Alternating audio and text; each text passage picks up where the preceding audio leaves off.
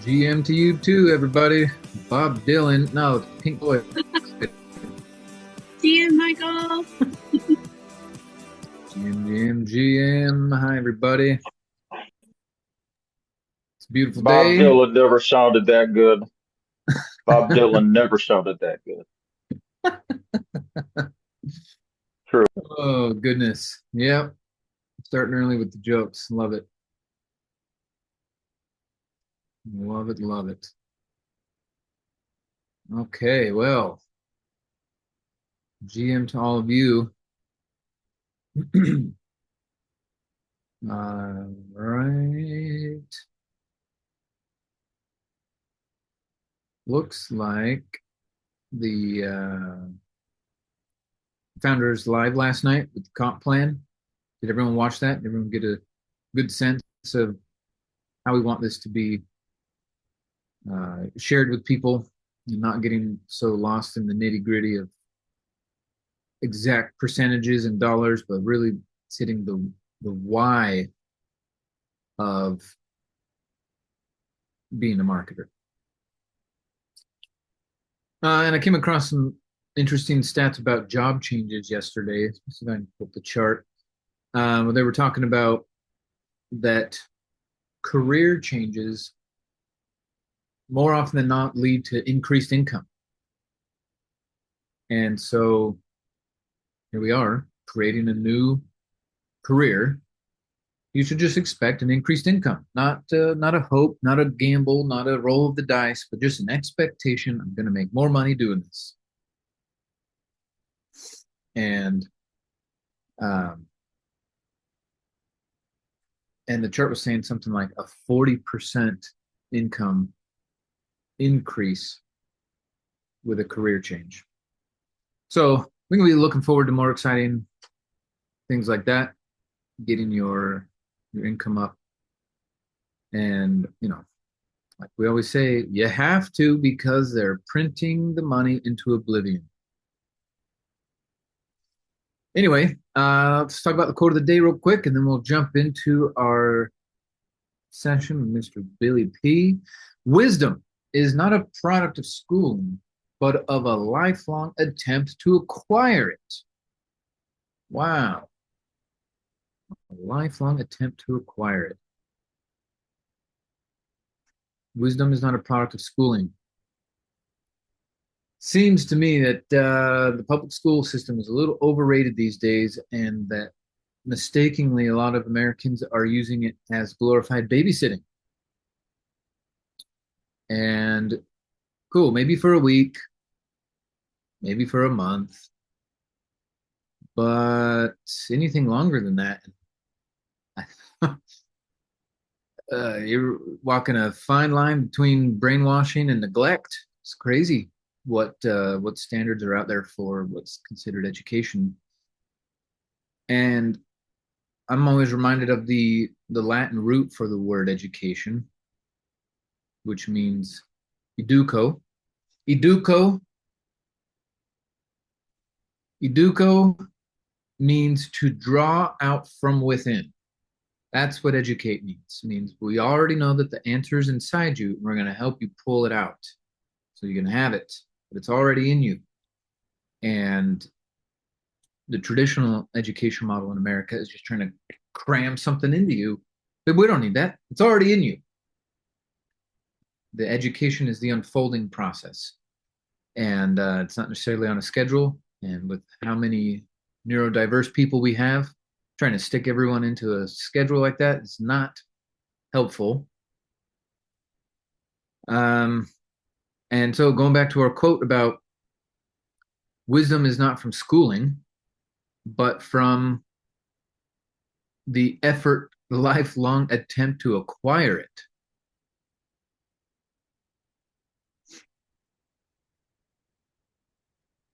By Albert Einstein. Now, a lot of people thought that Albert was so smart because his brain was so big, but then after he died and they did an autopsy and they measured his brain, same size brain, same size brain. So it's great news for all of us.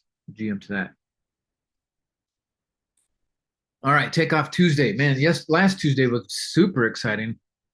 Tamara was doing some live smiling and dialing and getting some contracts put together. And so you never know what's going to happen on these calls. Well, one thing we do know is progress, always moving forward, whether it's in our marketing business, our real estate business, or both. How to combine them is obviously the best way to do it, right? The Renatus wealth cycle. Talk about the education, use the education, make money doing both. It's the best. Where else are you gonna make 12,000 bucks by referring a friend? What cost of house would a realtor need to sell in order to take home 12 grand? You know, how many cars would you need to sell if you were in the car business to make 12 grand?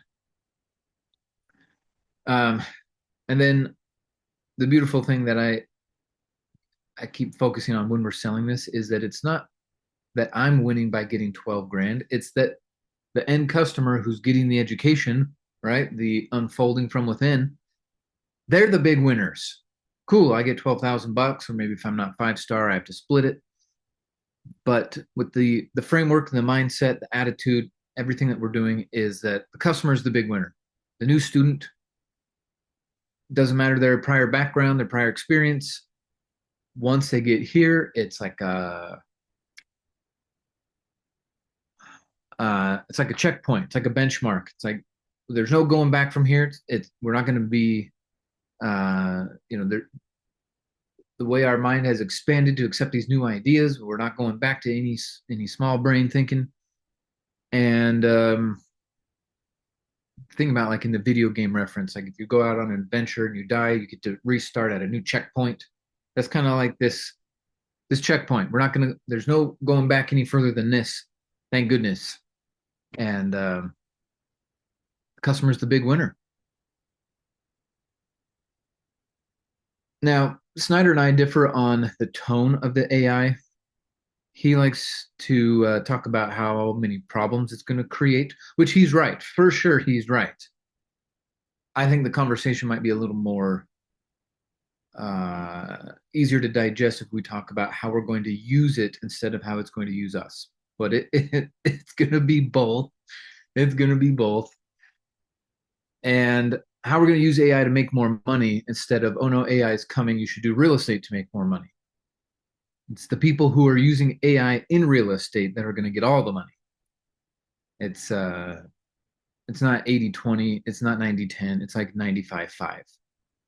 So staying on the precipice of this, everything is expanding. It's very exciting. And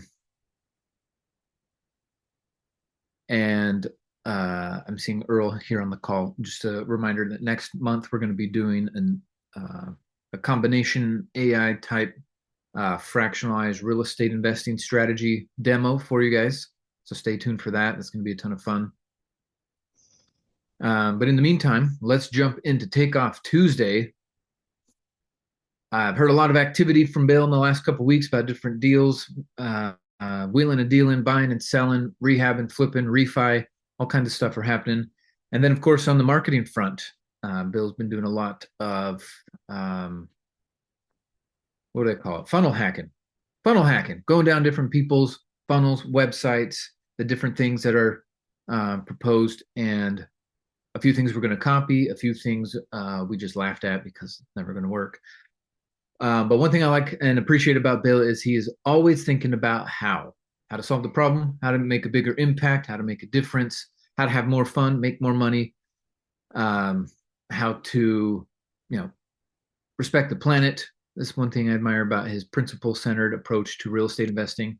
And for those of you who don't know him or are unfamiliar, Bill has an extensive experience from residential, commercial, raw land, short-term rentals, long-term rentals, tax liens, seller finance notes, auctions, wholesaling. And he's been a coach to dozens. I got to get the real number. I don't know, maybe 100, maybe where he's helped people complete their deals. He's been involved in over 250 transactions, and he's made. I remember him telling a story recently about a new construction where the profit was $400,000 as the profit. And folks, there's going to be a lot of singles that you hit. There's going to be some doubles. Then there's going to be some home runs and then some grand slams. If you keep swinging, the numbers are going to be in your favor. And don't don't worry about the singles. The singles lead to the grand slams. And so when Bill first got started, I think it's important to mention he had made $17,000 the year he got started. When people told him, "Hey, come join the program, it's 20 something thousand," it was more than he had made in a year. But because of the mindset, and this is something you got to challenge with all the new people you're talking to about the price of the education, it's a mindset thing. He said, "I'm going for it." And in his first year, he closed 12 short sales and turned everything around. And now he's been the director of his life. He's living a life by design. He's got real estate on the Canadian border, the Mexican border, East Coast, West Coast, Pacific, Atlantic. The guy is all over the map. And I just love how in tune he is with the marketing, the real estate, and what his future is going to look like. He's been a great example of put the education to work, and you can see how your life it can be a product of design. No more life by default. So let's give a big warm welcome to the man of the hour, Mr. Bill Predebon, GM Bill. Good morning, Good to Michael. see you. I'm gonna have to introduce you on Mondays. That's just too kind. Yeah, Thanks man. everybody for being here. Funny Well, you we say really, that. I was thinking the same thing yesterday. He needs an introductor. yeah, Nice. Well, thanks, guys. yep. I want to say how much I appreciate you, Bill. Your consistency, throughout the 15, 20 years we've been working together has been very inspiring. So I appreciate your vision and your tenacity and your business ethics. And thank you for being a good example. No, I appreciate you. I mean, I got a couple of years older than you are, and you're able to still want to hang out with me and work with me, and it's an honor, man. You're an inspiration to a lot of people, and you've helped a lot of people. So. I know everybody on this call appreciates it. I do. I wouldn't be here if it wasn't for you. So yeah, this is a pleasure and an honor. Everybody, I love this call Mondays and Tuesdays for sure. So thanks everybody for being here. Right on. Anybody got anything? Just shout it out, interrupt, come off mute, raise your hand, whatever you've got. Um, Yeah, I feel bad. I had to miss part of last week. I had to go to my attorney's last week, which is always fun. Not that fun. I had to go to a meeting with the CFO, the partner, and my attorney. Pretty fun. All right, go over my cases, not just my case, but my cases. Fortunately, I'm the complainant. I don't know if that's necessarily nothing. I always thought it was kind of cool to be in a lawsuit, to have money to it's not. It's just not. It's It's not. just not. There's nothing fun about it, I don't think. But law is like one of my favorite things, and I always want to be a lawyer, but boy, I certainly don't you certainly don't want to really be involved in a court case. It's pretty significant. Regardless, I can imagine divorces or whatever. Eric F is in the house, right on. Yeah, text it in or chat it in if you want. I'll take a look at the chitty chat for you guys and girls. And so Tamara was dialing for dollars last week after. Yeah. We were talking about like you were helping her with some decision making and approach, and then she decided to just call the dude right then and there, and he didn't Oh, right. answer, but then he called right back, and we all went on mute. And yeah, it looks like she answered all the questions because that was the challenge, right? Was like, well, what does he mean by equity? And as soon as we got on the phone with him, it all Right. cleaned it all up. Oh, so what was the verdict? What was the outcome? Well, I see Tamara just joined the call. If you're in a spot to come off mute, Tamara. Otherwise, I can talk about it. Yeah. So, um, when I was able to process some of the stuff he was saying, I realized most of what he was asking didn't have a lot to do with him in this deal. And so ultimately, we have a call set up for today. We didn't set up the time, so I have to text him, but I got him what he wanted, which was just a breakdown of the property and the contract for the promissory note. Um, and actually, Bill, I have a question on when and actually, I know you keep it simple, but I would love to hear more from you about when you're asking for money and what information you provide to the lender, the person. I mean, I think ultimately this guy just thinks he's a little bit bigger than he is.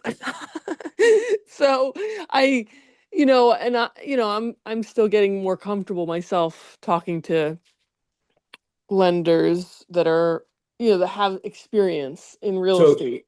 right. So typically, if you're borrowing from hard money lenders, right? And I reach out to a hard money lender, hey, I got a deal. They're gonna email you back or text you, depending on your form of communication with them, and they are going to tell you what they need. Get me the contract, get me if it's a new construction, that's a whole different thing. They're going to ask for experience, they're going to ask for your most recent three builds. If that's the case, if it's not, if you don't have any experience in week, there's another route for that. And then they're right. But if it's a normal hard money loan, they're like, hey, what's the contract? How much are you going to put into it? What are you going to do to it? Do you have any before pictures? Right? They're not going to ask for your credit score. It's just very simple. Then they're going to give you a term sheet, right? It's called a term sheet. It's the terms of the loan. It's the time frame, the amount, the interest rate, right? The loan to value, whatever the terms are of the loan, of them lending you. These are the terms if you want the money. The So answer to the question in yeah, private money is go ahead. no, sorry, you're going there. Sorry. Yeah. So the answer to the question with private money is the least amount of information you can give somebody, the better, right? Now, it's business, right? It's not personal. So if I could borrow money, if I call somebody up and borrow money and say, hey, I need 20 grand, I'll get you back as soon as possible. Uh, and that's it. And they say, okay, I know you, I trust you, here you go, right? Then there's no terms. The term is they lend me 20 grand, I'm gonna get it back to them as soon as possible, right? The if you're looking for, right, the more experience someone has, like as this guy claims to have a lot of experience, then he or she has probably lent money before and run into issues that have created things they don't want to experience again the next time they lend money. So then they put a term around that situation. Okay, I don't want to lend it for 2 years. I want to lend it for 6 months, right? So now there's a time frame, right? Because they have an experience where money has been out that they lent before and it took longer to get it back than they wanted to, or something came up, right? A lot of people don't think about the money, right?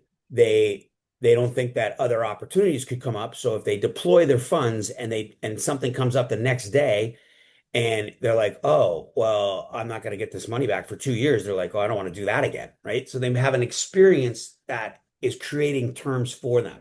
Sometimes most of the time, I'm being simple, but most of the time they're going to have a few questions. Right. And it's going to be, well, how much is the first thing inexperienced, ignorant lenders are going to ask is how much are they going to get?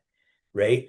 What's interesting is when you borrow money from a private investor that has experience and knowledge in lending and literally does it on purpose sometimes, they're going to ask what position they're in, what is their security, and and um and and they're not as concerned as much as how much they're going to get back, right? They know that if they're in a good position, whatever the security is going to be, whoever the borrower is, the better the borrower, the better their chance of them getting their money back and not having a hassle. Then they're going to be able to lend the money perhaps at a less cost, but it's far less risky, right? Inexperienced borrower lenders are more interested in a higher rate of return and don't understand the risk. So the more you explain the project or the property or your experience or anything like that, then the more risky it becomes and the more evident the risk becomes to the lender, right? So it lenders are more concerned with something that they want. So I don't offer anything to them. I ask for the funds, right? By offering an opportunity for them to make a good return or to have security or to get into real estate or to work with me, whatever the case is. That makes it sound appealing. And then they will tell me, well, what does it look like? What are you offering? Okay, well, what are you accustomed to? What would you like to get returned? Oh, I'd love to have 8%. Wow, that's cool because I would have given you 20, but I'll go with 8, right? So that's the way I borrow money. I don't know if I answered your question. I don't give up information until they ask. Yeah, yeah, you did. It was great. Thanks. Yep. Again, ignorance and inexperience, the more information could also confuse the individual to the point where they don't understand it. They don't understand second position equity. Um, you know, I've got to pay you back if this thing sells, but then I got to get this one's on contingency. Like then it's complicated and confusing, and it's then they run. They're like, right. But if it's hey, I got this real estate deal, I'd love to borrow some money when it sells, I'll pay you back. A lot of times they don't even know they can secure the money, right? If you could borrow money unsecured without a personal guarantee, that's the way I would do it. Right? And then you're going to be a good person and you're going to try to pay it back. But if they start to ask for a personal guarantee, I wouldn't do that. But you could offer a company guarantee. And then if they ask for security, you offer the security that you have. Right? But right. Okay. Good question. So you were mentioning about the equity in the guy, and were you going to add anything else, Tamara? Um, From the no, outcome? Well, no, what was your aha moment from that call, Tamara? Because you were very stressed before the call, and then after the call, you sounded very relieved. So, what was the aha moment there? he was just more confused than I actually was, and it confused me. So I just to ask better questions and get clarity before I get concerned because I think, yeah. Well, the way to do that too, folks, is and it's difficult, especially when you have little, right? What overcomes experience of our own, right? What overcomes lack of experience of our own? So Someone number one, else's. it's education. Yeah. Right?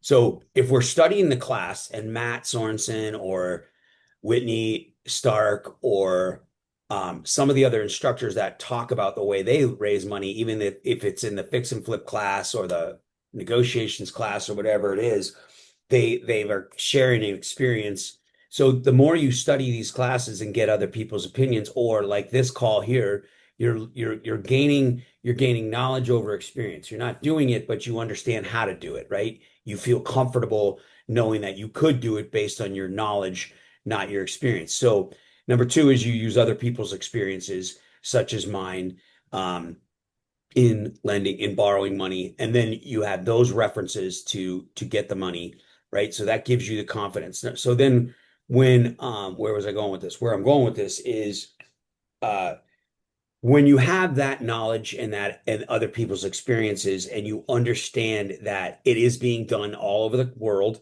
that people are borrowing money with little experience, they're borrowing money without even having a good credit score or without having to give up their second kid.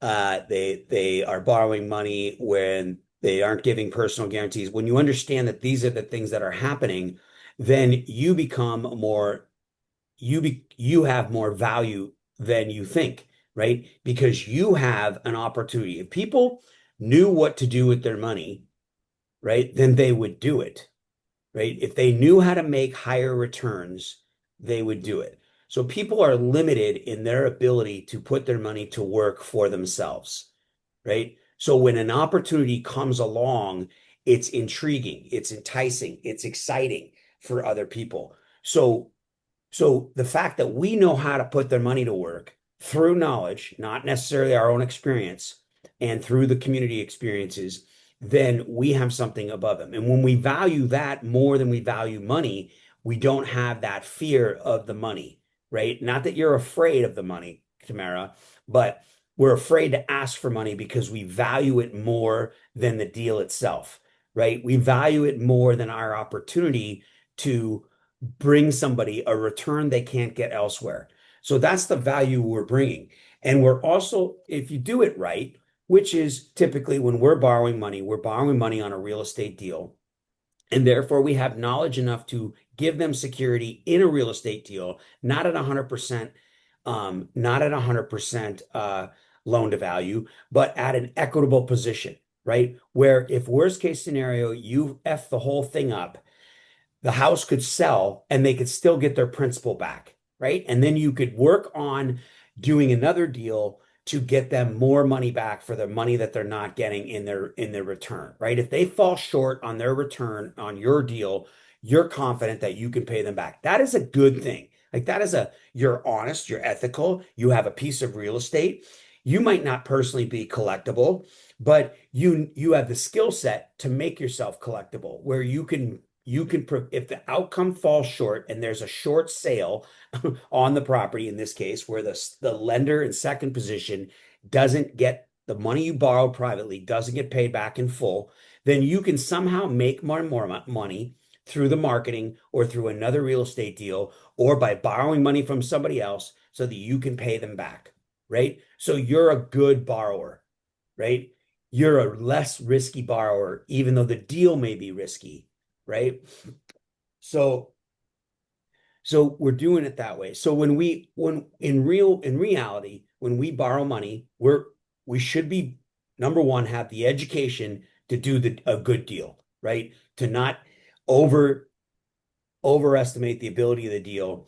Not that they're always going to work out, but that we're buying it right, right? That we learned how to buy the real estate correctly so that we have equity in the property when we buy it. We force appreciation through fixing it. We improve the value of the property by renting it. Whatever the case is, that we are improving the NOI so that the money against the land, against the property is in an equitable position. Where if you had to fire sell the house, you drop the equity, you sell it for what is owed on the property, and the other people get paid back. You don't make any money, but everybody gets paid back, including the hard money lender and the second position lender. And that's what you bring to the table. You bring a good borrower, an educated borrower, a borrower has the ability to pay it back, right? When people borrow money from their parents and they've had a pattern of not working, making crappy money, making poor education or poor financial decisions with the money, when they're spending more money than they make, when they're out doing drugs, when they're out doing alcohol, when they're out doing whatever, and then they go borrow money from their parents to pay a bill and they promise to pay it back, the odds are very low, right? And if it doesn't get paid back in the way that they promise they'll pay it back, which is I'm going to get a job, and the history shows that they don't get a job or they get a job and they get fired, then the odds of them being able to fix that and get him paid back is very low. So it's a very high risk loan. The parents usually know it, and they're basically gifting the money. But nobody in Renatus and nobody in your lending Rolodex want to gift you the money, right? So we have to have the ability to pay it back through knowledge, experience in the community, right? So you become a better borrower and you're offering something that most people that have money, even coming into Renatus, don't know how to do it themselves. They don't know how to take their money and make 10, 12, 15% on the money. They give it to somebody else, like somebody at work who's been hired by the company that understands how to financially plan and got a degree or got a certification, and they hope that that person makes them money with their money. And typically those returns are 2 to 10% over the course of a 20-year period. right? And it's a long-term investment that they don't ever plan on looking at, and they're afraid to look at. That's their option until we come along. So it's a lot easier when we value the money, when we value ourselves, when we value our knowledge, when we have the knowledge. That's why I stress a lot of times to, we study classes that we don't necessarily aren't going to use that particular strategy right now, but they will supplement every strategy that you're doing. There's a lot of classes in Renatus. Like, I'm not saying study the notes class to do a fix and flip, but again, you may be buying a note that you might have to foreclose on that, once you foreclose on, you're going to have to fix and flip. So in that case, that class could be very valuable to each other. Anyway, I think you guys and girls get the point there. Billy, you still doing in-person meetings in Arizona? No. I have not done a meeting in 2 years, at least. What I found was I was hosting and paying for meetings. People were showing up, but nobody were bringing guests.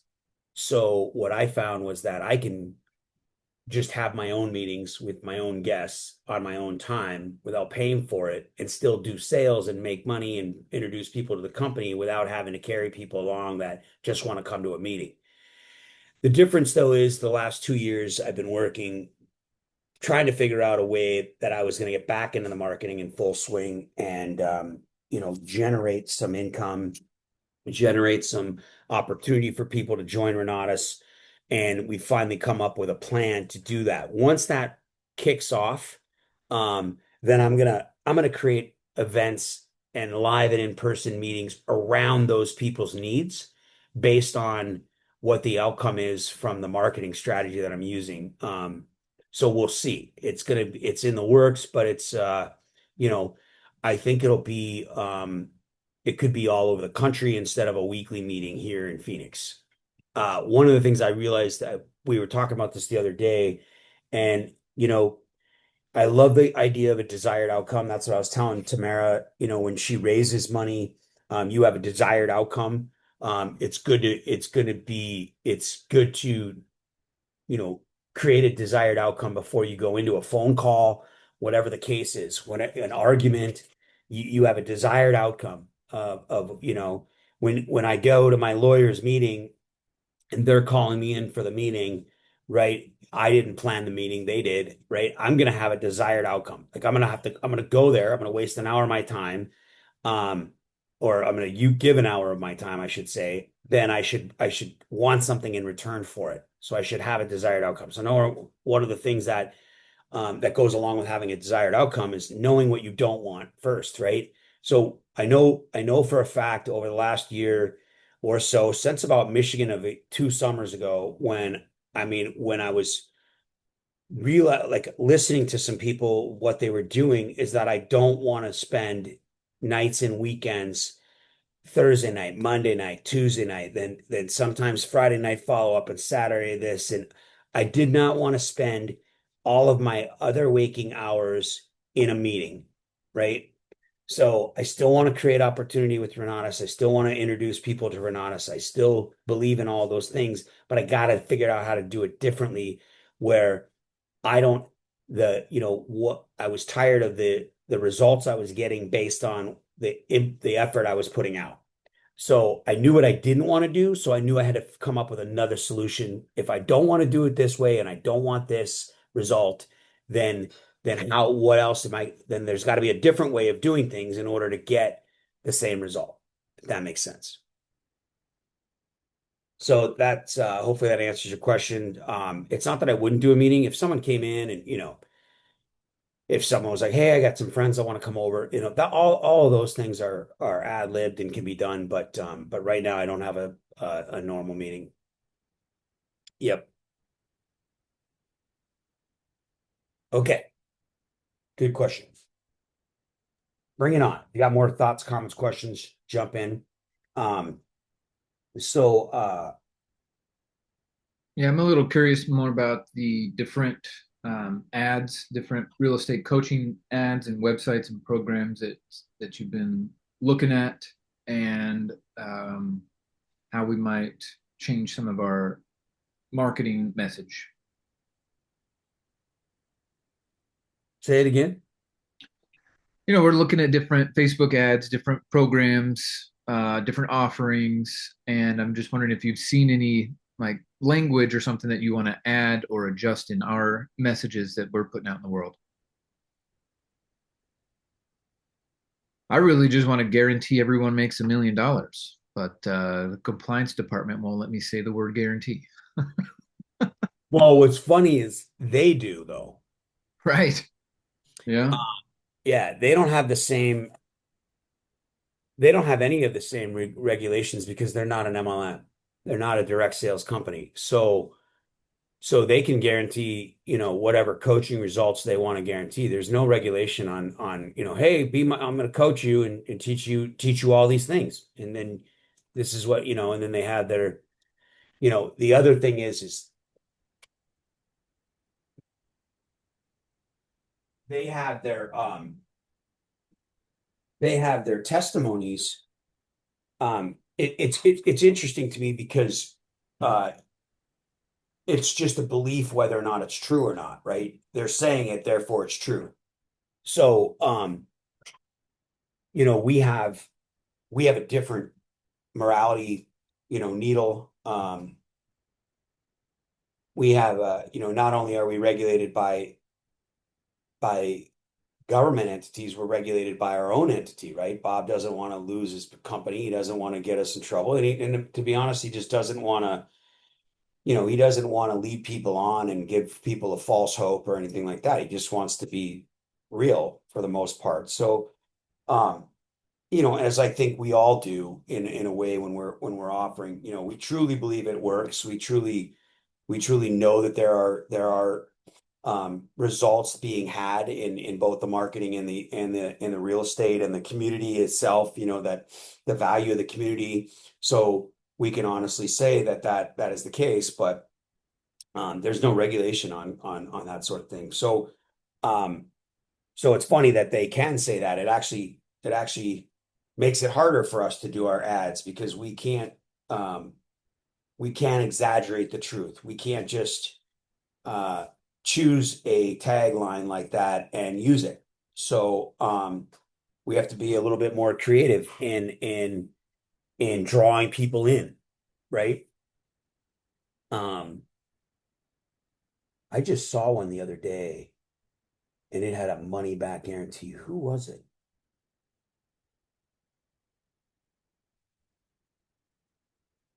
Oh, it was good. I have to remember it.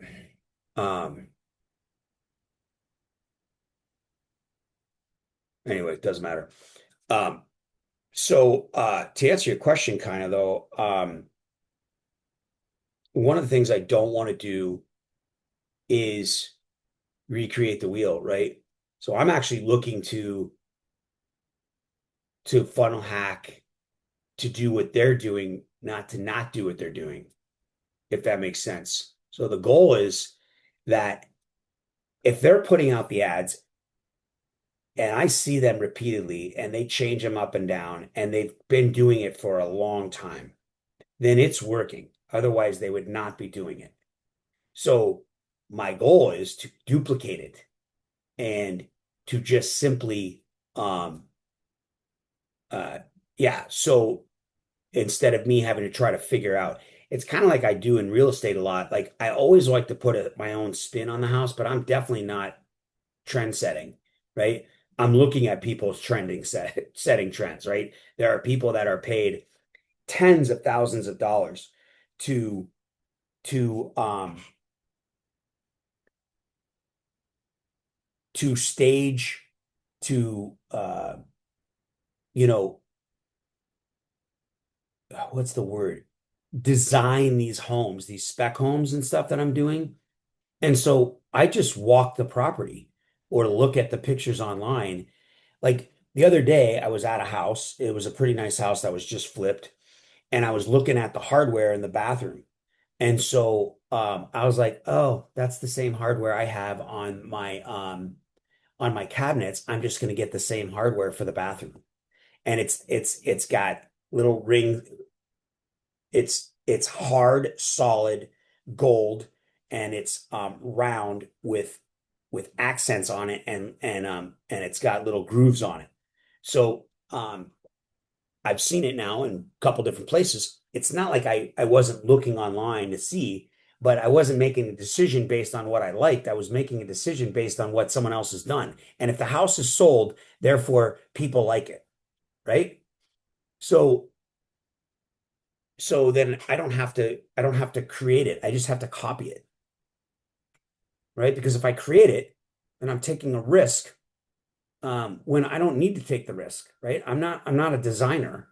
I'm definitely not like uh, an architect trying to, you know, become a new Frank Lloyd Wright. I'm just trying to put as little money into a house as I can and sell it for the biggest profit. So in order to do that, I just have to do the things that other people have already done, right? And then I might throw my own little flair, right? If I'm like, oh, I want two fireplaces instead of one, or I'd rather have a small laundry room upstairs and a main laundry room downstairs, then I'll do that, right? Some people don't do that in all their houses, and people just live with it. They just have one laundry room. But I put a small laundry in if I have a two-story anymore, so it's got a little bit added benefit. But that's not trend setting. It's just an extra thing that I like. So it's got a little flair, it adds a little bonus, right? Or I'll add one wow factor, but again, the wow factors, one upstairs, one downstairs, maybe one outside, you know, that sort of thing. So anyway, yeah, as far as funnel hacking goes and copying and pasting. What was I going to talk about? Oh, I found that chart real quick. I was talking about essentially this is a real quick if I could just hijack the screen. This is a 20 almost 30-year tracking from the Atlanta Federal Reserve job wage growth tracker. Okay. And what they found over time is that when people are switching jobs, they're actually making more money.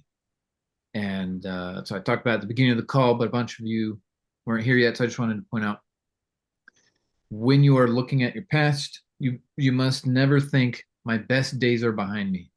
That's bad for your psychology, and also, according to these job trackers, that's also not true. So this came out from Bloomberg Finance. They have one of the most reputable data analysis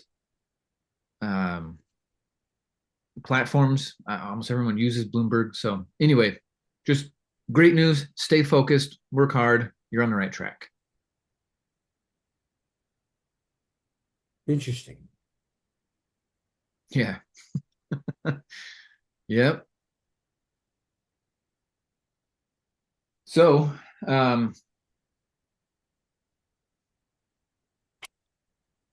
Pay raise, get a new job. Yeah, it didn't used to be that way. Bill, I do have one quick more question if you have a second when you're ready.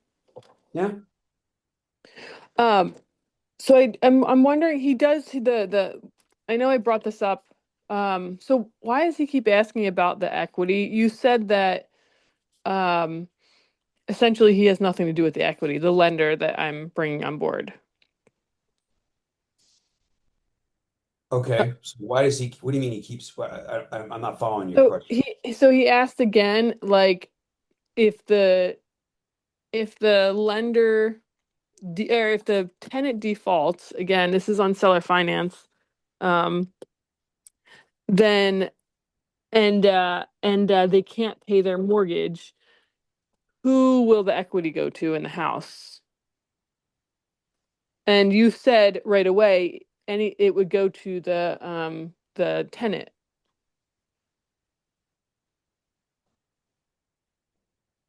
Okay. So first of all, you guys and girls, be clear. If the person buys the house on a owner finance, they are not a tenant. They are the owner of the property. Yeah. Okay. They are not a tenant.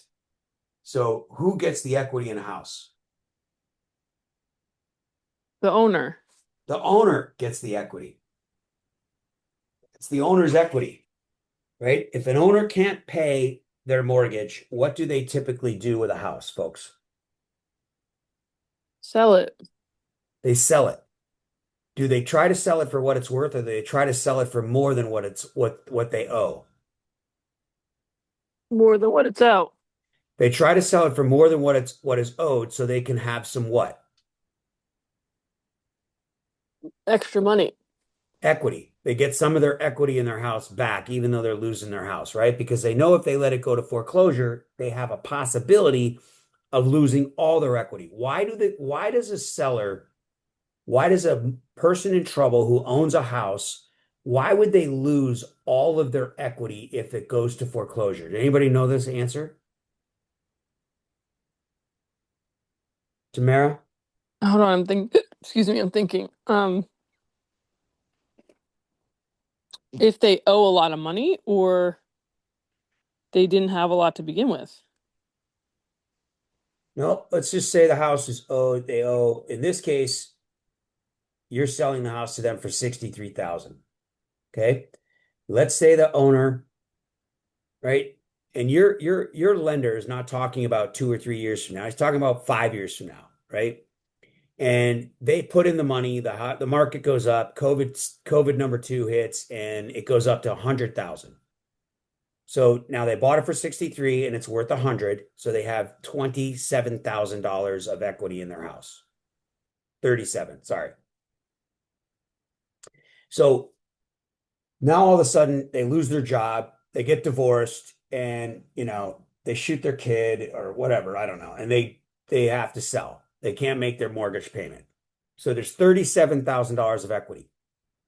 So why, when they go to foreclosure and the bank forecloses on the property, why is someone afraid of losing all their equity?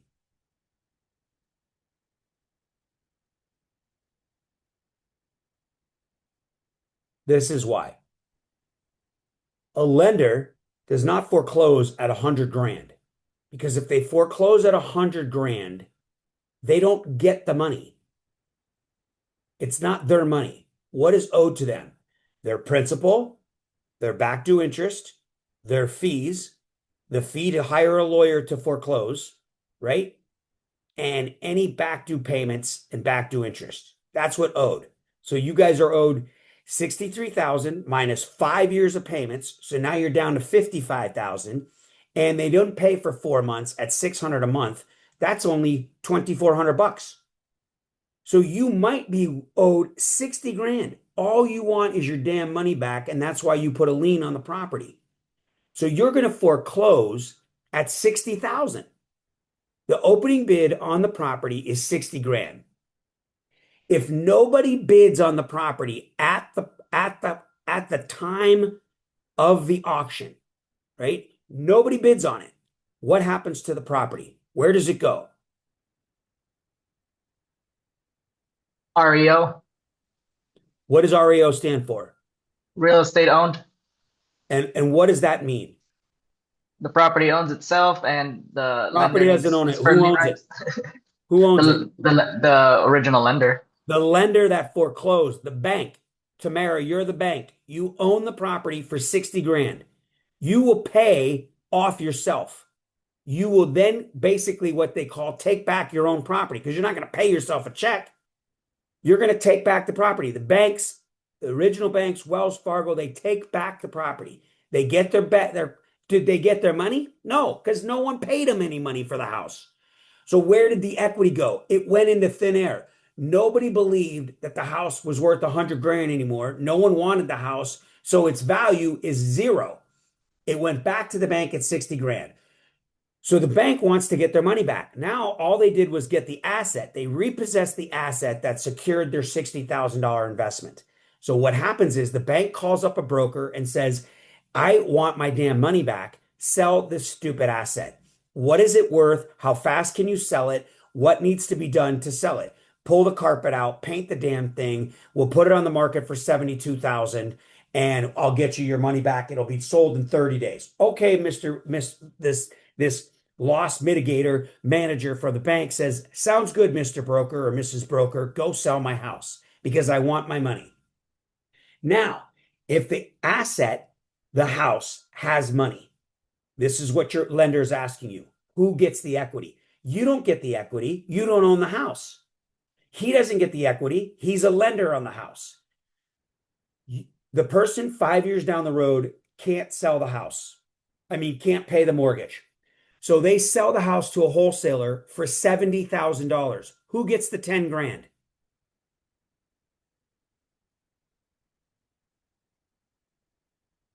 The owner, your owner carried person gets the 10 grand, you get your 60, right?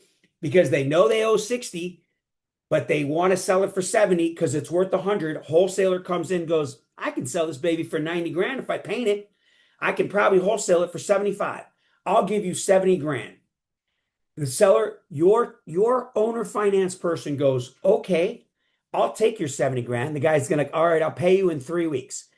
That wholesaler goes out and finds Dawn, the QI queen, and she buys it as a fix and flip for 75. The wholesaler makes 5 grand. The person that was in foreclosure that can't make their mortgage payment gets 10 grand, and the bank, you and your partner get paid off your 60 grand that is owed. That's the way it works. Okay? If it goes to foreclosure, you and your equity partner don't get paid for 4 months. Wherever the property is, you hire an attorney that's a specialist in foreclosures. They understand the foreclosure law. They're going to post the notices on the door. They're going to notify the public. They're going to get a slot on the time frame in the time that's allowed. So if it's in Arizona, it's going to be 90 days after they're 90 days late. That's the very first. And if it's booked for 5-10 more days, then it's going to be on the 100th day at 11 o'clock or 10 a.m. It's going to go to foreclosure at 301 West Jefferson, and the public knows about it, right? And then someone comes down there, including myself, and I have a list, and I go bid on Tamara's house, right? It's not Tamara's house. It's Tamara's buyer's house. But Tamara's partner is the lender, and he is the one who foreclosed on the house and is offering up the auction. The trustee is the one selling it on behalf of the bank, which is Tamara's partner. All he's going to do is the lender is going to say, what's your opening bid? Why would he put an opening bid at 100 grand? Because someone might not buy it. He's going to put an opening bid as the least amount of money that's going to get him all of his money back. So in this case, it might be 60 grand. He might be willing to go, I just want someone to pay me 50 grand for this house and I'm out. So he might put the opening bid at 50 grand, whatever the lender chooses. Then I'm going to go, wow, this place is worth 100 G's. If I painted it and put in new carpet based on driving by and breaking a window and crawling through the window and looking at the house, which nobody knows I do, right? Then I'm going to go down to the auction on the 11th at 10 a.m. and I'm going to bid 51,000 or 50,100 until someone outbids me. And then I'm going to go to 50,200. Right? Anything over the 50 grand that Tamara's lending partner offered goes to whom? Who gets the equity? The owner that lost the property. The owner that lost the property. Do they know this? Nope. No, it goes into a non-interest bearing account and it stays in the county until they make a claim to it. Overages. Yep. Because it's paid more than the bank. It's money that the county collects and sits on. They don't send out a notice, by the way, your house went to foreclosure and you have all this money sitting here. Not the way it works.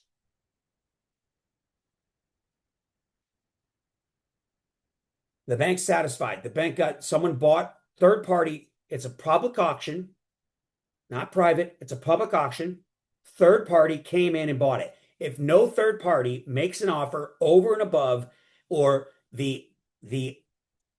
opening bid, then the bank becomes the asset, the property becomes an REO, a real estate owned by the bank. The bank didn't pay itself.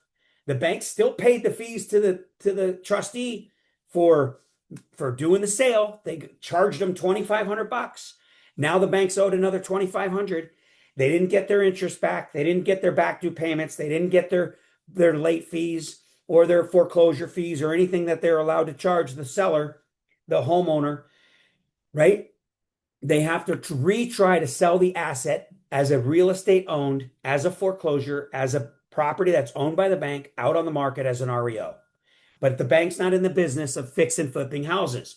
They're in the business of just sticking the asset out on the market and letting some other fix and flipper come in and buy it off the MLS. Right? Would what happens to that money that's held at the county? Is it at some point, recollected by the county as abandoned property, or is it different per county? I think it's different per county, but they allocate it to charity, to not charities, but to non uh needed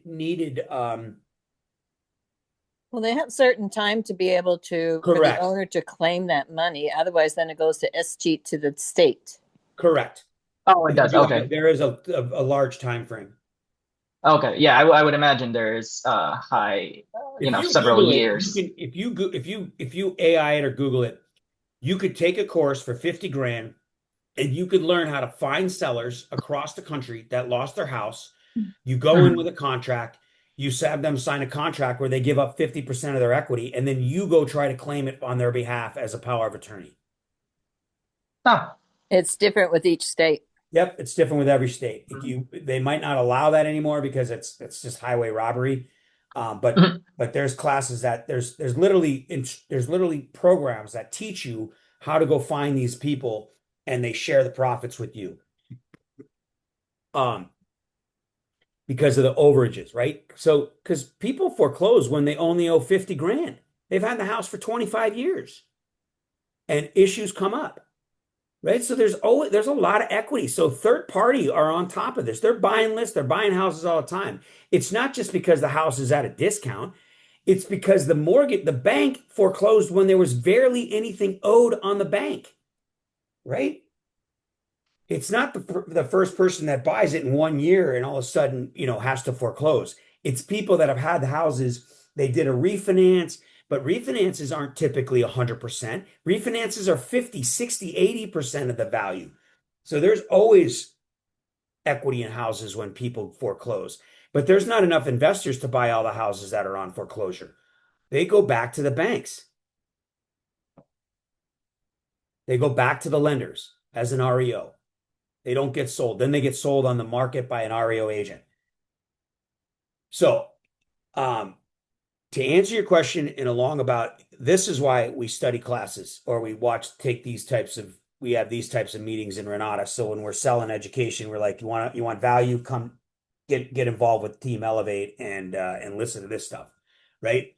After you join and get your combo, because this is invaluable, right? So we study these classes to understand this. So when you're talking about equity to your guy, you have more knowledge and you can say, no, there is no equity. You are not an equity partner with the owner of the house, meaning you're the person you're selling the house to on an owner finance, Tamara.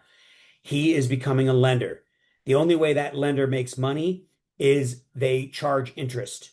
It's the only way. They charge fees and they charge interest. They can charge a fee for the loan. He can charge an origination fee. He can charge a fee for being late. He can charge a fee for an extension, and then he charges an interest, and that's how he makes money. But when the house goes to foreclosure, none of the equity goes to him. You want the equity, buy your own house back, and then so what he could do if he wants the equity is if it does go into foreclosure, what do you think he does? He puts out the opening bid at 100 grand. Nobody's going to buy it for 100 grand. So he's going to naturally instantly take the house back because no third party is going to buy it for more than it's worth or for at value, right? In most cases, he's still taking a risk, but then he's going to only be owed 60 grand and he can fix and flip his own house. Does that make sense? That's how he can get the equity. Yeah, so you're saying he could get the equity, and I might tell him this if he really keeps asking, that if he buys it, makes a bid during foreclosure and wins. Why would you bid on your own house? You'd have to pay it off. No. The trustee is going to ask the bank, what is owed? What would you like to offer the opening bid at the public auction? Most banks will have a loss mitigator, right? They'll calculate the loss that they're willing to take, and that will be the opening bid. So they know that no matter what, they're going to get this amount of money back, right? It might not be all that's owed. Some people owe more than it's worth, and they know they can't sell it they're going to have to take a loss one way or the other, right? So what's worse for the bank is for them to actually take it back as an REO, put more money into it, and then finally sell it 3 months down the road. They don't want to do that. They're not even in the business to do that. So they're going to take a loss up front at the auction. But in your partner's case, if he wants the equity and wants the house, then put the opening bid way above what you're owed. Then that's going no to one's tell going to bid on it. nobody, right? No third party, no investor like me and Michael, we're in your territory and we're like, wow, look at this house is up for sale. This bank's asking 80 grand for this thing. No one's going to pay a dollar more than 75. This is never going to be sold at the auction and nobody bids on it. So then you and your partner take the house back, you fix and flip it, and you list it on the market as an REO for 100 grand, fixed all up, and boom, you just created 40 grand of equity. Wow, got it. Nobody does that. It's not worth it. You might as well just go buy your own fix and flip. Lenders don't want to fix and flip. Lenders don't want to fix up houses. Lenders don't want to list houses for sale. Lenders want to lend money, make money, foreclose on property. That's what a lender does. They don't care who gets the equity. They don't want the equity, right? They have equity in their commercial buildings that they own, and they have equity in their business. The more money they lend out, the more assets they get, the more money they get from the feds at 0%, and the more money they can lend out at 6%, the more valuable their bank becomes, right? A lender becomes valuable by lending out more money, by borrowing more money and using arbitrage to increase their NOI. When their NOI goes up as a bank, they become more valuable. They don't become more valuable by owning assets. In this case, I would call them liabilities for a bank. And actually, I have another question for you something you brought up last week, and this has been a good reminder that it's time for me to get back to watching my classes more. Um, so the notes class, which I have watched quite a few times, you said most people put a balloon payment on their properties after 5 years. If you have someone paying you like 12% interest, now I don't necessarily feel right unless this owner that I'm seller financing to chooses they know that to do this, but why would you set up the balloon payment? You said last week, why not just let it ride? Like you said the other week, most people get it off their books. So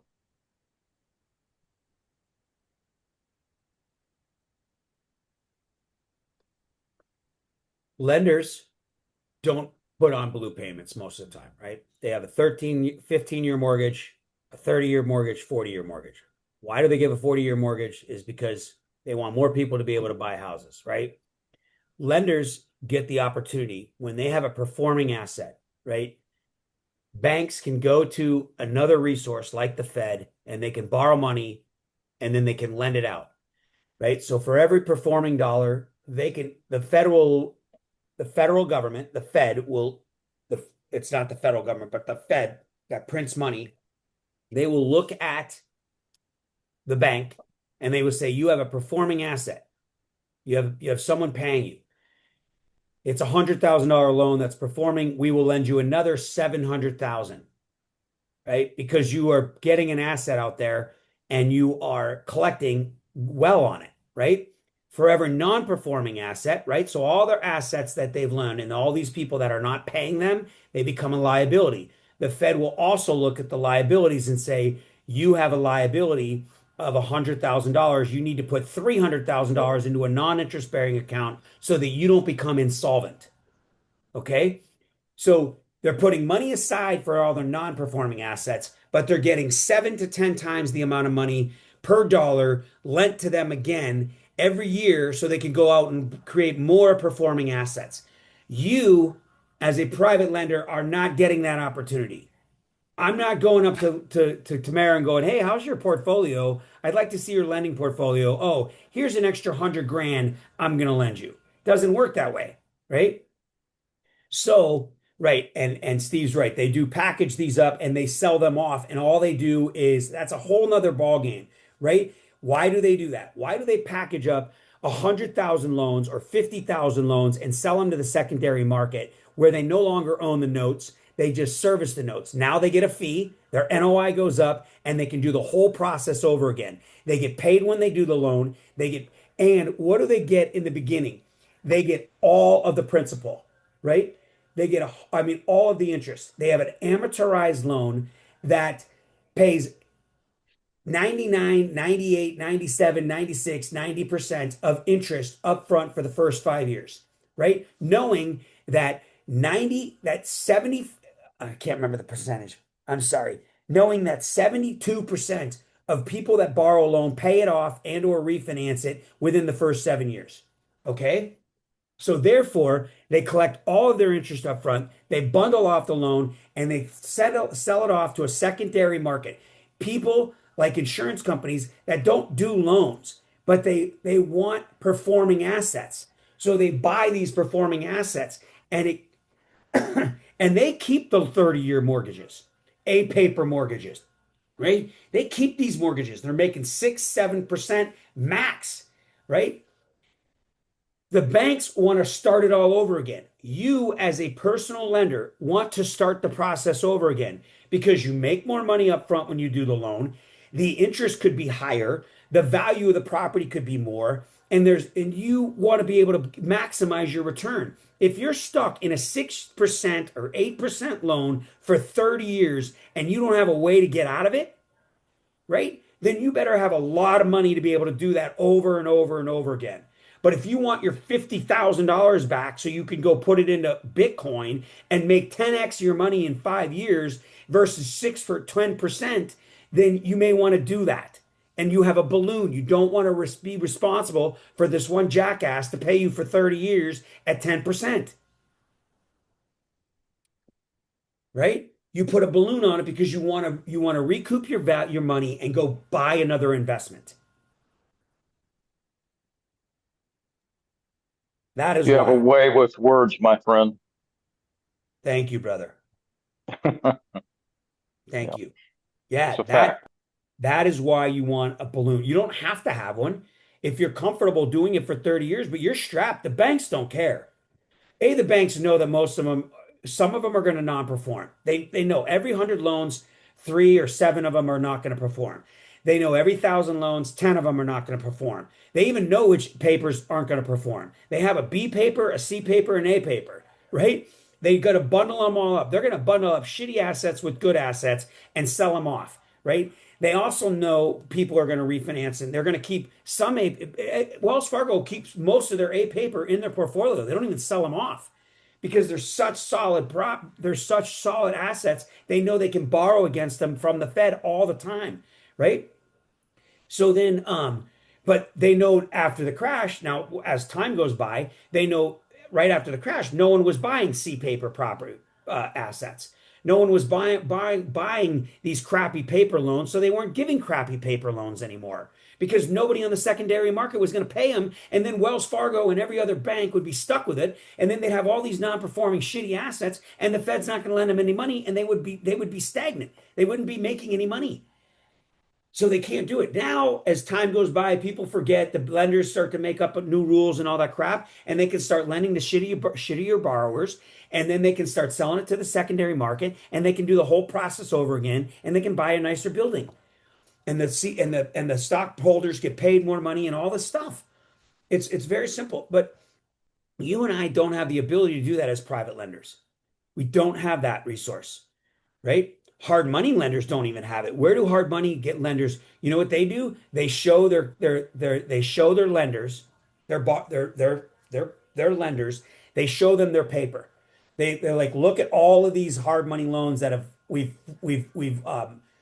lent out and gotten back short term, 6 months, 12 months, right? No extensions, no foreclosures. We're not taking back our properties. we're out there. And then people like me that have 100 grand, 200 grand, 500 grand, $1 million, they're like, wow, I'll go in. You're lending at 12%. I get 8 of it. Let's do it. Right? Because I know I'm going to get my money back in 6 months. And if I just choose to, to double down and do it again, then I will. Otherwise, I'll pull it away from you. So hard money lenders don't get it from the Fed, but they get it from more people over and out where they're marketing in magazines and national advertising because they have a license and they can pool people's money and they can raise money from people they don't know. And they're not an SEC violation as long as they give out quarterly reports to all these people every single quarter and they send them all their performances and they let them know where their notes are and who's performing and who's not and what assets they've had to take back. And that's how they run their business. But they continue to get money based on performing assets, not non-performing assets. Hard money lenders do not want to take back property because they can't get who if the asset is not performing for a hard money lender, they don't pay their lenders. So guys like me don't make money when they give bad loans.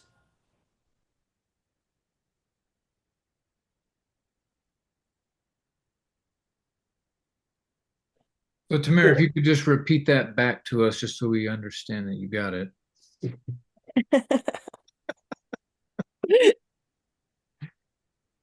No, but really the critical part that you were looking for, so that because you're gonna have that conversation with him today, I just want to make sure that you're gonna get what you want out of it, so you don't have to try to undo something. What are you going to say? How are you going to document it in the paperwork?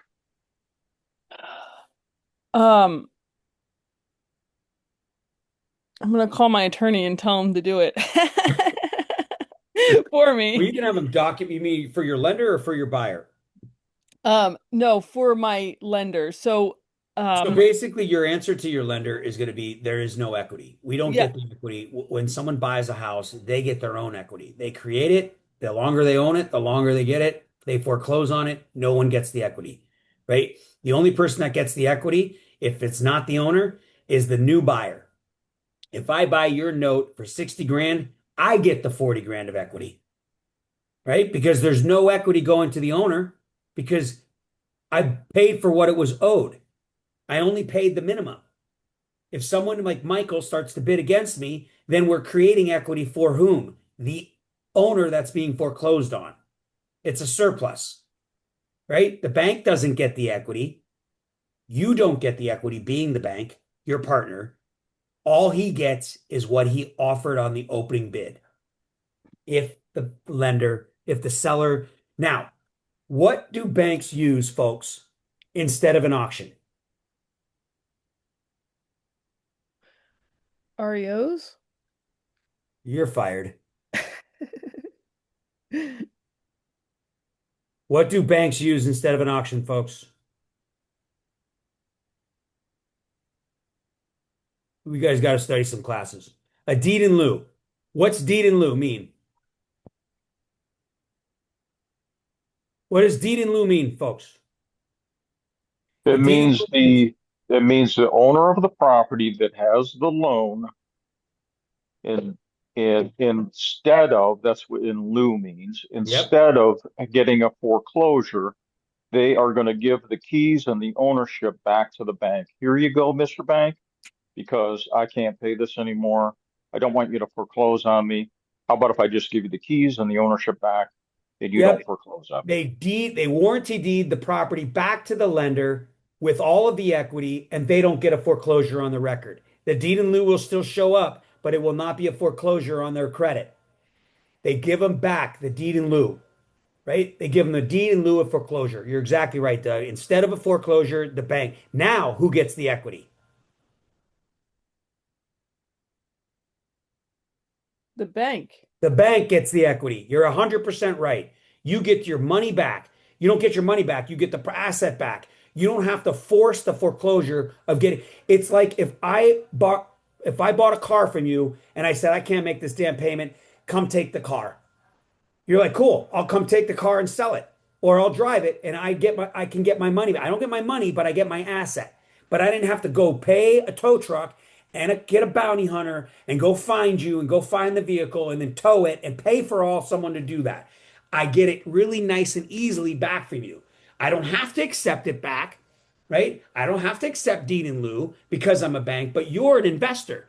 So you don't mind getting the property back. You'd rather get the property back like you'd kind of like your renter. If your renter's not paying rent, you just would rather have your renter up and get your ass out, take your shit, clean the house, and I'll just get a new renter. But instead of evicting them, right? And having to take them to small claims, that's a pain in the ass that costs money and it's a crapshoot, right? So you totally want deed in lieu. Just like you're saying, Doug, cash for keys. The bank will say, I will give you 5 grand out of my house, give me a warranty deed, and just leave, right? Cash for keys, deed in lieu instead of foreclosure. That is how you can get your equity, right? You could split the equity with them. You could say, listen, your house is worth 100 grand. You haven't paid me in 6 months. I'm going to foreclose and take all your equity. You're going to get nothing, right? Or I'll give you 10 grand right now, walk away.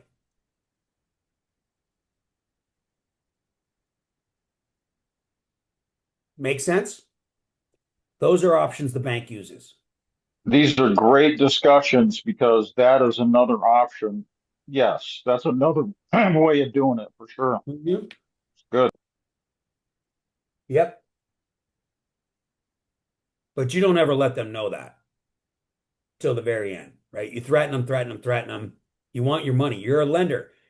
What lenders don't want is someone not to pay for their loan because they wouldn't have lent the money in the first place. Right? When you give your kids money, you know they're not paying you back. But when you lend money to people, you expect them to pay you back. They might not pay you back on time. You might have to extend, right? But you don't want to have to sue them. You want them to be collectible. You want them to have a fear of losing something, right? You want to have a relationship with them, or you don't want to have a relationship. If you don't want to have a relationship, then you sorry. Okay, okay, sorry. I didn't swear out loud though, did I? Oh, I did. Okay. Sorry. Okay, got it. Whoops. Too funny. Got to be careful. My wife's on the. We forgive you. Learning You're every forgiven. day. So, yeah, little too loud. Raw, real, and uncut, baby. Yep. But yeah. So, yeah, that's what we want. Yeah, we're out here solving problems. People, regardless of a bear market, a bull market, up, downs, sideways, high interest, low interest, real life happens to people and they need the solutions that you are taught here. And you have to take this more seriously. One of my coaches says, prioritize your competence or poverty is your future. I'm like, oh, okay, let's be serious about this. Let's Yeah. browse this. If you're casual, you'll end up a casualty. Do not be casual about this. That is the one thing about Renatus that, like I said, that we have to be self-starters. We have to be students first. But we're not forced to do it because it's 24/7 for life, right? So the human nature says, I just spent 25 grand. I better get it back fast. So I got to go to work, right? My wife says it, not my wife, but you know what I mean? Like your spouse, your kids, your own conscience says, I got to get this done. I got to make my money back, right? So we don't go to school. We just pay for the school, but we don't go, right? It's like me in sophomore year in college. I paid for school, my dad did, and I didn't go to class. Doesn't do me any good, right? So, we do need to go to class, and because what happens is we will go and do a deal, and it will go well, and there's no education needed because we were partnered with the right person, or we got the right deal, or whatever the case is. But then as we start to do more deals and we start to complicate the deals and we start to look at seller financing, rent to own, lease to own, whatever crap we're talking about, and something comes up, we don't have time to go watch the class, right? Tamara doesn't have time to go watch the class. She'd rather ask me the question, right? And it's not a bad thing. It's just human nature. right? Now she's in the middle of this, right? She's got to get back to this lender. She can't say, listen, I got to watch this class for 6 hours and then I'll let you know the answer to your question, right? So when I got started, you guys, and you've heard me say this a minute, it was only live. The only way I could get the value of my 20 grand was to go to the class live when they had it it was really every 3 months. And it was for one straight week. You didn't do anything but go to class. You went to class for 6 hours, then you had a break, and then you went to class for 3 hours at night. It was 9 hours a day for 6 straight days. And but we studied it. Then when we got it online, I was able to refer the classes, right? So I've kind of seen a lot of them. Now, some of the new classes, when I studied velocity banking, I would try to study it now fortunately I like numbers, so I kind of understood the concept, but I'm not very good at velocity banking. I could not teach velocity banking. Why? Because I've never sat down in front of my computer and watched velocity banking and taken notes. Right? I've listened to it several times at the gym or in the car, but it's not the same. Right? I'm preoccupied. My phone's ringing. People come up to me at the gym, right? I'm concentrating on lifting. I'm not concentrating on the class. I'm not taking notes, right? I'm not pausing and rewinding. I'm not asking questions. So it's different. It's a different type of learning. It really is important that we and the other thing is, folks, is I've done fix and flip, right? And short sale, a lot of lending and a lot of borrowing. And variations of rehab and that sort of thing, right? I study all of the negotiations, private and hard money, right? Partnerships and bankruptcy, all of these classes, all the banking classes, understanding them. I've watched them a dozen times, not a dozen, 4, 5, 6 times, because I wanted to become very good at it, right? I wanted to understand it very well. One thing I didn't watch, right? I saw the commercial property once. I was not interested in a commercial building, right? That was not in my lane. So I haven't studied that. But I can tell you right now, if I was going to go buy an actual commercial building, not like an apartment complex, right? But a commercial building, I would study the class multiple times, and I would study, the multifamily class again. I would study multifamily managers. I would study all of those classes when it comes to buying a commercial building before I went and put an offer on it.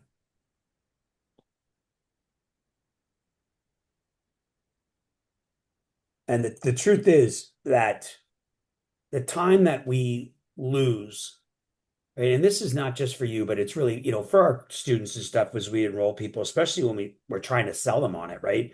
We could sell them on these facts. The time that we lose studying the class, the deals don't go away. In fact, better deals come along, to be honest, right? Things progress all the time. There's opportunities like there's the real estate's you're never gonna lose a deal, right? Like the only deal you lose is, maybe your neighbor, right? Think about the people that you enroll. Think about the people that come and they got this deal, right? The only reason the deal seems good is because it's what they know. It's right. It's what they're being told, right? Oh, this house is in foreclosure. My neighbors, it doesn't need much work. Whatever they're saying about it, that seems to be the biggest deal in the whole world right there.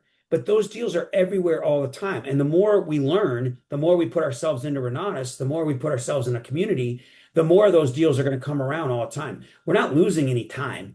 We're actually gaining the ability to close on a deal faster through the education, right? Because when we don't know much, we don't operate, right? The deal comes, but we don't even know how to grab it. We don't look how long this deal, Tamara, is taking you to get this deal done with lack of knowledge on being able. You could have closed this guy on a loan a month ago if you had the education, right? If you knew how to answer his questions, right? So it actually takes us longer not having the knowledge. If we studied all the classes, we can make a decision quickly.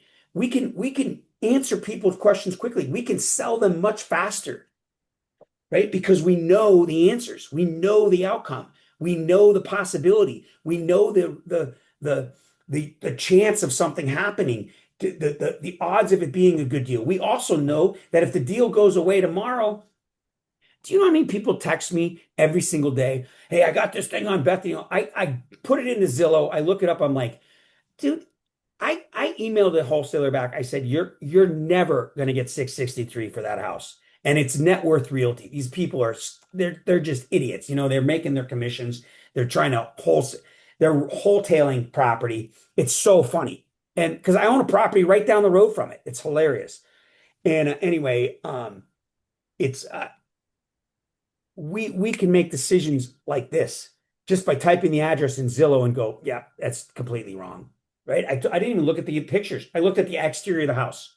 I'm like, that's going to take $60,000 to even get that property near an $800,000 value. Because the comp comes right up on Zillow, the ones they're practically talking about when they send over their stupid comps with their freaking wholesale deal. Like, I don't know what ignorant buy. You know who buys this? People that are uneducated. And lucky, they're probably one or two are done because they're going to lose their ass on these stupid wholesale deals. But anyway, we don't lose a lot of time by studying. We think we do, and it's okay. I mean, we're not wrong for it. It's human nature. We want to get our money back as fast as possible. That's why we took the risk in the first place, because we're taking a risk. I mean, that's more than most people do. The most people won't even spend the 25 grand. But if we took a little bit more time and studied the education, our deals would actually come better. They would come bigger, and you would be able to make decisions faster with more education than the deal that you came into Renatus with. And I don't mean you guys and girls. I mean, when your students come over and they're like, oh my God, I got this deal, blah, blah, blah, blah, I got to get it. I'm losing my house. It doesn't matter. Lose your house. You're going to have 10 houses if you study the education. You know what I mean? You don't need that one anymore. That one's a liability. Let's get you a house that's not a liability. You know what I mean? Like, but we can't overcome that until we get knowledge. We sit down and we start to learn and listen. So anyway. All right, I'm going to wrap it up with a quote. Here we are. You are not stuck. You are just committed to certain patterns of behavior because they helped you in the past. Now those behaviors have become more harmful than helpful. The reason why you can't move forward is because you keep applying an old formula to a new level in your life. Change the formula, get a different result, shoot your TV, watch your classes. And GM to that. Yep. Awesome. All right, everybody. Appreciate you all. Bill, again, with the knowledge bombs, creating some real clarity for some people. Deborah put some thanks in the chat. Eric, Steve, everybody. Yeah, everybody. Couldn't do the call without you. I could try, and I'd probably enjoy myself talking really loudly, but my wife would not. And yeah, so I need all of you to be here. Awesome. Well, stay tuned for more announcements, guys. We're going to be updating our format. We're going to be adding Thursdays to the calls. We're going to be doing our fractional real estate workshop next month. And of course, if you have a desire for more strategic learning methods, and then jump into the Genius course as well. All right, everyone. Thanks for being here. Appreciate you all. See you soon. we are gonna start to enhance things. I not sooner than later, but later than sooner. We've got a lot of ideas to really not only help ourselves, but to help you folks, where we can put your people in front of this type of information versus an epic. Not that we won't do epics, if that makes sense, but the epic will no longer be an epic. It'll be something that will actually sell them the education. So we're going to come up with a lot of stuff. My Team Elevate here. We're going to enhance these calls. Not that they're not great already. We're not getting rid of Dane or anything like that. He's amazing. Tamara, we're going to add Tamara to some calls. We got a lot of plans. It's just a matter of time making it happen. So yeah, what's the word? We're going to enhance everything. Yep. Yep, exactly. So if I send you links or I send you emails, click on them, read them, because we got some important instructions so you don't get left behind. Yeah, we're going to enhance our messaging system too, right? Yep. Yep. Yep. Everything's getting an upgrade, folks. So Yep. stay focused, work hard, and your life is your making. Appreciate you all. Bye for now. Cool. Thanks, everybody.